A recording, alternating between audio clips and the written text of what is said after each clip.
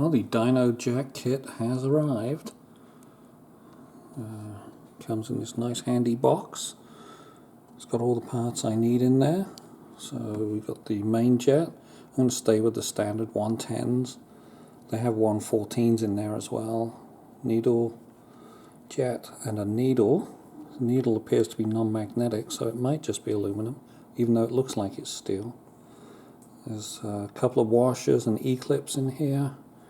A drill, because you have to drill out the plastic washers inside the slide, and all the other pieces are up here. These E-clips are really finicky to get on. Found that there's a slight overlap on this crescent plier, wrench, whatever you want to call it, and it's very handy actually for getting these on. Clearly you do have to drill out the spacer that goes under the needle, because that's as far up this needle it will go.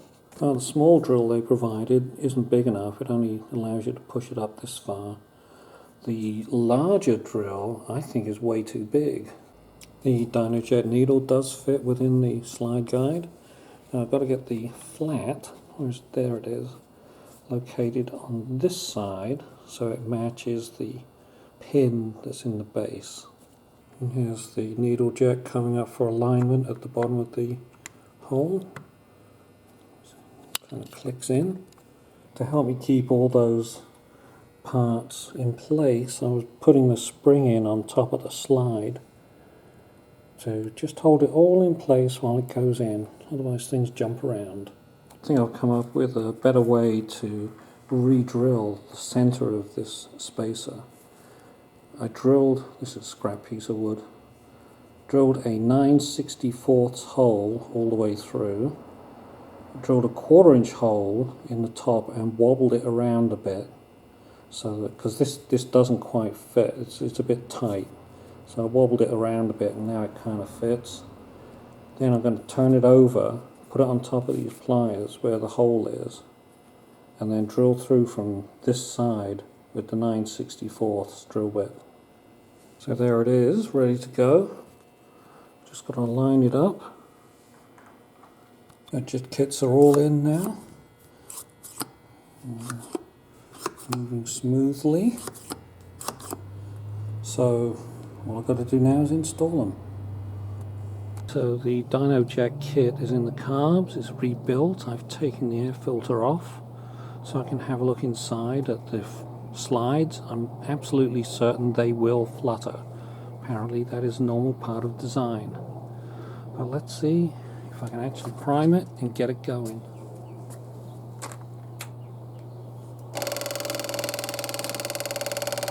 Here comes the fuel. It's now filling up the carbs.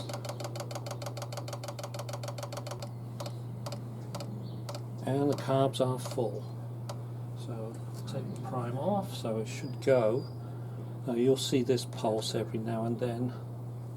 If I can get it started.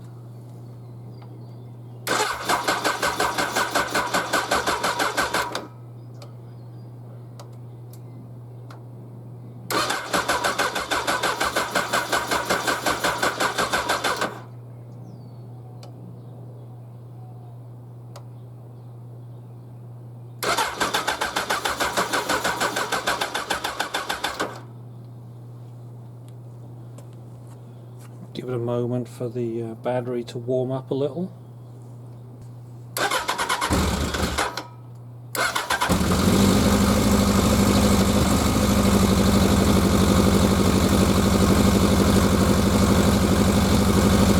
Okay, it's running. I've got it set 2 1/4 out, and well, the choke is on and it smells rich. Let's see how it goes. Well, it seems to be running, at least at idle, so I'm going to turn the light on. We'll have a look inside.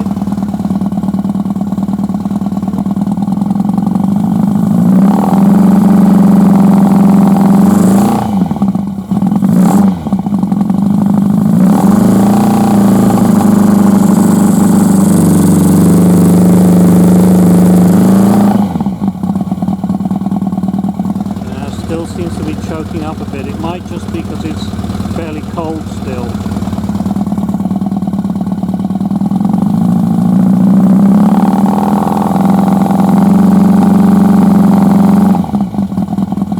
Doing one final balance. Took a little bit on the one screw between here to get this pair equal to this one. This one's fluttering because I had to replace that orifice, and it's obviously a bigger orifice, but it's fluttering around the same value. So hopefully that's going to work.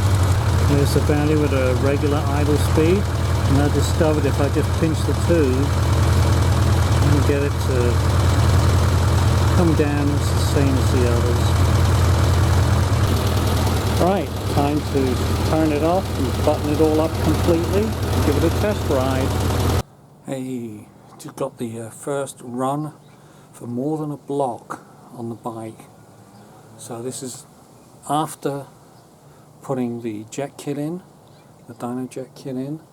It runs a bit burbly at idle, so I think I can turn down the suggested 2 1/4 openings, because it does seem like it's running rich there. I think I can probably turn that down and give it a test. I've also got to fix a few other things. This gear shift is pretty stiff, so I've got to fix that. It's just re-greasing. But once you get it to 3,000–4,000 RPM, wind it open, oh yeah, it takes off. Goes nicely. Could also be that the spark plugs are just kind of clogged from all that super rich running it's been doing. So there is a definite improvement, and things are looking very hopeful.